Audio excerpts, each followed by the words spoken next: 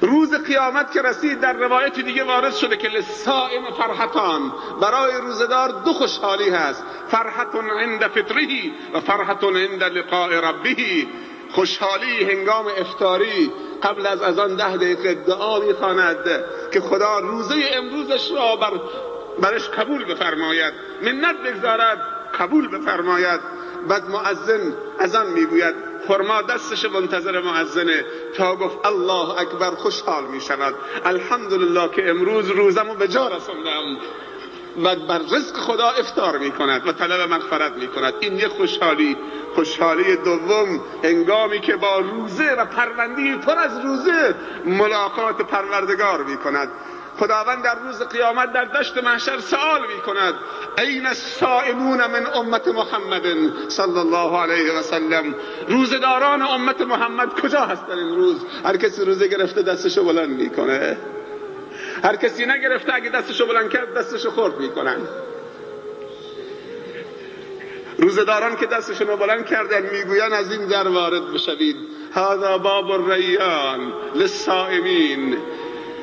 آخرین نفر روزدار که از در ریان وارد شد در ریان رو میبندن. بر خود ظلم نکنیم. 4-5 روز دیگه رمضان رفتنی است. 24 روز پیش هنگام غروب آفتاب پیر و جوان رو به قبله اینطوری نگاه میکردن، پشت بام ایستاده بودن نگاه میکردن، با دوربین نگاه میکردن، دنبال چی میگشتن؟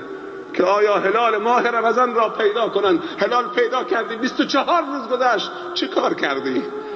برای خودت، برای خانوادت، برای جامعت چه کار کردی؟ هلال تمام شد، پر شد، تمام شد، رمضان در خداحافظی میکند، رو سیاهی به زغال ماند. دیگه برکت رمضان چیه؟ قرآن و روزه شفاعت میکنه در انسان، به درگاه رب پروردگار صدا میزند.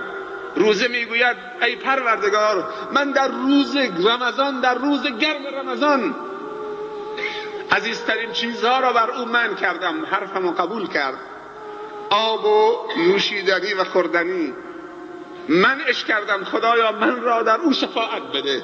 میگه باشه شفاعت تو قبوله. قرآن از اون طرف می آید میگه خدایا همینطوری که روزه رو در اون شفاعت دادی، منم شب خواب از چشمش گرفتم، منم اجازه بده در این روزدار و کسی که شب با قرآن بیداری میکشید در شفاعت بکنم. میگه تو هم اجازه دارید که در این شخص روزدار و در این شخص مؤمنی که شبها با قرآن می ایستاد شفاعت بکنید. آیا شفاعت رمضان و قرآن نمیخواهیم؟